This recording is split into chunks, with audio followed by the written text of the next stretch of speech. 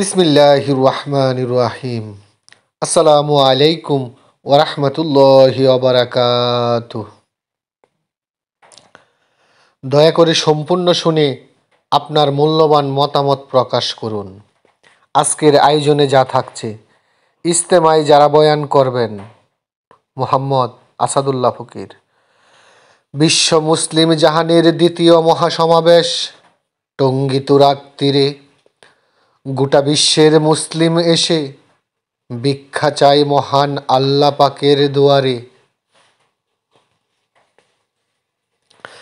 তাবলিগ জামাতের এই মহামিলন যেন মুসলিম ভ্রাতৃত্ব বন্ধন এক কাতারে নিয়ে আসে সকল মুসলিম ভাইদের। ভেদাভেদ থাকে না তখন।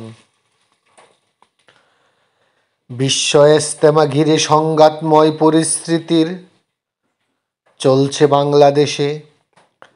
তাহলে কি সঠিক মূল্য দিতে পারে নাই ইজতেমাকে এই দেশে?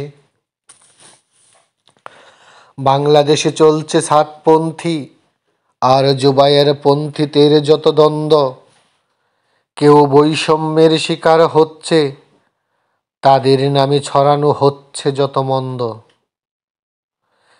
ইজতেমা আসলেই শুরু হয় দুটি পক্ষের টানাটানি আর লড়াই।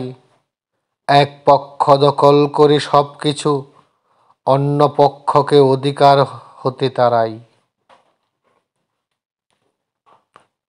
যা হোক, এ মহামিলন মেলায় আসে বিদেশি সুনামধন্য আলেম উলামাগণ। তাদের ক্ষুধা ভীরু বয়ান শুনে মানুষের অন্তর শীতল করে প্রতিক্ষণ। ইজতেমায় যারা বয়ান করবেন তারা আল্লাহওয়ালা বুজুর্গ। তাদের নুরানি চেহারার তাওয়াজ্জু যেন পথ দেখাই ওই স্বর্গ। দেশি বিদেশি আল্লাহর অলিগণের বয়ান শুনে মানুষ হেদায়েতে আসে। তাদের এই তাওয়াজ্জু নিয়ে আল্লাহ রাসূলের আদর্শের পথে নেমে আসে।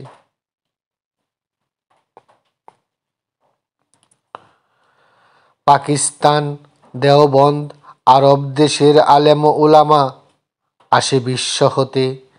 তাবলিগ জামাতের এই মেহনতের ময়দান আমাদের বাংলাদেশেতে।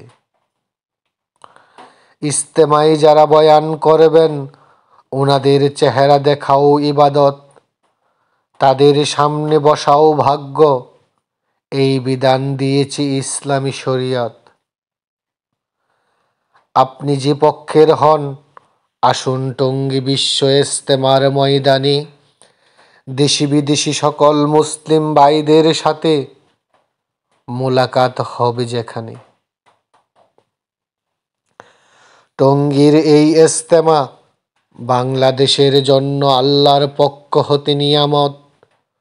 আমাদের দলাদলির কারণে যেন নষ্ট না হয় তাবলিগের এই আমানত। ইজতেমায় যারা বয়ান করবেন তাদের কথা শুনে ভেদাভেদ ভুলে যাই। সাতপন্থী আর জুবায়ের পন্থী সকল ভুল বুঝাবুঝি শেষ করে এক হয়ে যায়। সকলে ভালো থাকবেন, সুস্থ থাকবেন। আল্লাহ হাফিজ। আসসালামু আলাইকুম ওয়া রাহমাতুল্লাহি ওয়া বারাকাতুহু।